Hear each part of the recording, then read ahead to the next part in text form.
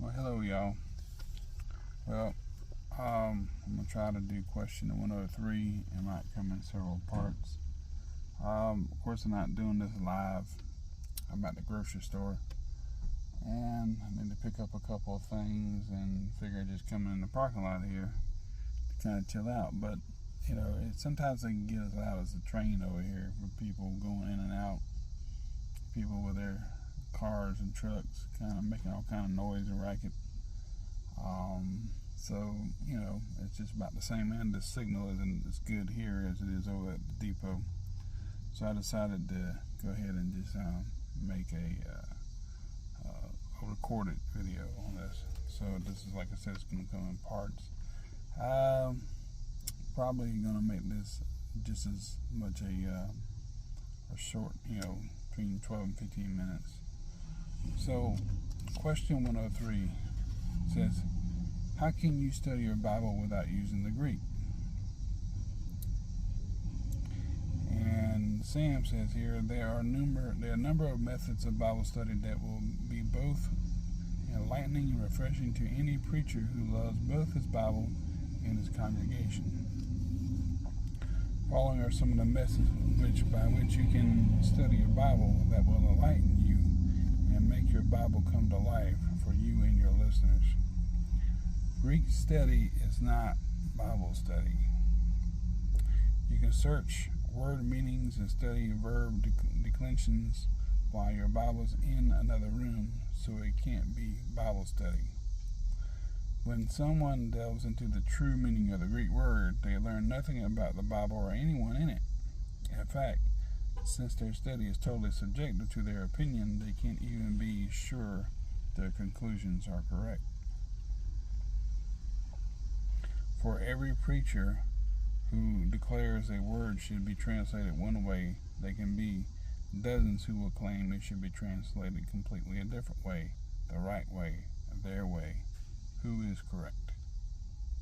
Who's correct? Many years ago, I sat in the congregation as a preacher preached from Romans 8. He got to a particular verse. I should have written it down, he says.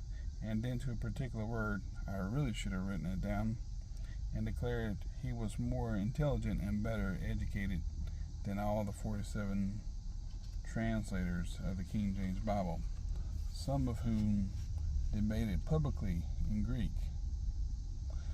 Who do you know that has done that?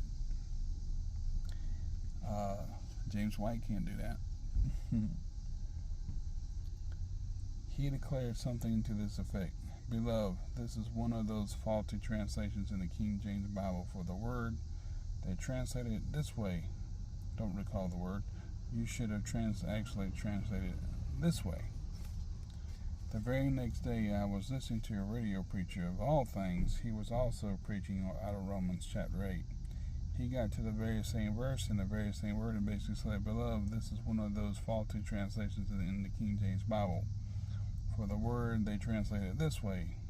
I know, I said, it should have been translated as this way.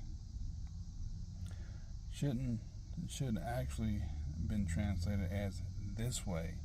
And he said it in an entirely different way than a preacher from the previous evening. Thus, here we are two Greek language experts who can tell us what is wrong. To them, the King James Bible is always wrong, but can't tell us what is right.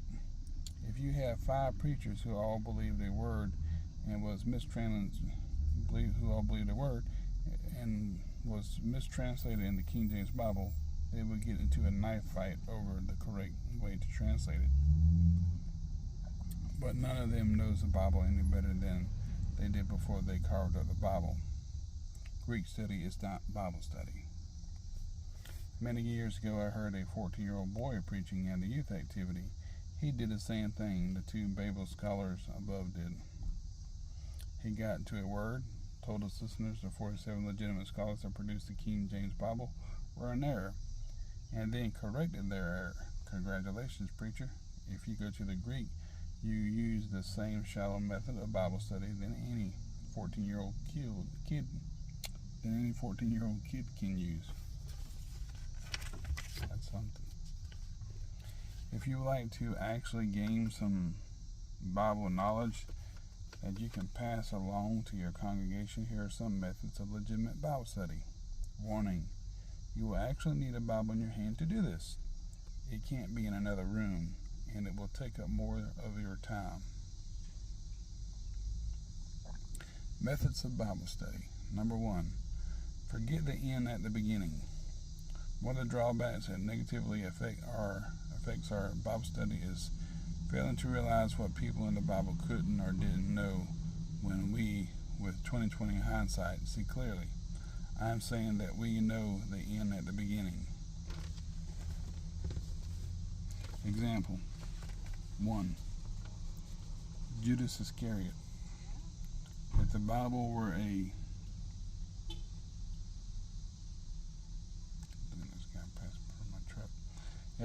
were a stage play that we were attending, we would boo loudly when Judas came on stage. Why? Because he's a traitor, of course. Yes, he was a traitor. But we forget that no one except the Lord knew that fact until the fateful moment in the garden. I think that Judas was most likely one of the most respected and trusted of the apostles at the time. Actually, they were disciples, they weren't yet the apostles. Why do I think that? Who do they trust with the money? Not Matthew, who had considerable financial experience. Not Peter, who some claim was their leader. Not John, whom Jesus loved. Nope, they trusted Judas. Why? They must have felt he was the most honest and trustworthy. Not only that, but his name carried an air of respect that we might grant to someone by the name of George Washington or Ronald Reagan. His name was Judas, short for Judah. He was named for the tribe from which Israel knew their Messiah would spring. Furthermore, just a few years earlier, the Maccabean rebellion had taken place. Of all the Maccabees, Judas Maccabeus was the most famous. Judas, the apostle, had the same name as the Israelite hero. Again, I don't think they were apostles just yet. Not one apostle even suspected Judas could be the one to betray Christ, even after the Lord said one of them at the table would betray him, and Judas got up and left. So while every time you see Judas in a Bible scene, you see the traitor. Apostles saw someone they could thoroughly and completely trust. Example 2, the Red Sea crossing. Because we already know how things are going to turn out for the Jews when they are trapped between the Red Sea and the Pharaoh's army, we are blind to the emotions and that the Israelites must have felt that fearful night. Imagine a Jewish father holding the hand of his 9-year-old son as the boy gazes at the Red Sea and then casts a frightful glance over his shoulder at the closing Egyptian army, and with apprehension in his young voice asks, "Daddy, what are we going to do?" Today's average Christian, because he already knows what's going to happen, thinks he would confidently pat the boy on the head and say, "Don't worry, son. God will probably part the sea for us and we'll simply cross over on dry ground." Baloney. This from a Christian who panics over next month's electric bill. I can see the sorrow-filled father look down at his son and say, "I'm sorry, son. I believe Moses. He said we were going to be free, and I thought I would have my own farm, but no, not now. What are we going to do? What are we going to do? We're going to die, son. I brought you, your mother, and your brothers and sister here to die. I'm so sorry." Now imagine the same father waking up the next day and seeing that the sea had parted. I've often said if it were me, I'd put my conviction against dancing on hold for about 24 hours. Forget what you know about Judas, the Red Sea crossing, or any other occurrence in the Bible, and it will dynamically change how you react to each and every person and occasion that you read about. And says, be prepared to be surprised. One of the saddest things that takes place from behind the pulpit is when a preacher has decided what he wants or thinks the Bible teaches, and then finds a verse he can twist like a pretzel to prove his view is correct. It robs the congregation of the truth. It robs God of his true meaning. And it gives enemies of Christianity a legitimate example of how men twist the Bible to say what they want it to say. Write down your answers in the following questions on a sheet of paper. Don't worry, you're alone with a book. No one will ever know how wrong your answers are. How old was Saul in 1 Samuel 9 when his father sent him to go find lost jackasses? How old was Benjamin when he went with his brothers to meet Joseph in Egypt? That's kind of close, dude. How many years did Abraham live before he sinned? Go ahead, write your answers to these 3 questions on a piece of paper.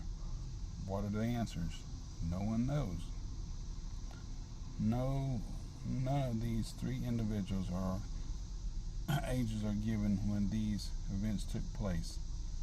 Therefore, we do not know how old they were. But let's compare what we do know to the answers you supposed. Okay. With that, I'm going to stop right there. Let that be like 11, 12 minutes. And it's kind of getting warm in my truck. Whew. I got no air. I roll the window up because so I can hear what I'm doing. I've got this guy parked beside me. He's really close to my truck. And he's not getting groceries. He's talking to somebody. Anyway, I'm going to stop it right here for like about 12 minutes. At 12 minutes, then I'll jump back on it as soon as I can. Probably get home early, put my groceries up, and do a little bit more of this. So anyway, we'll be back.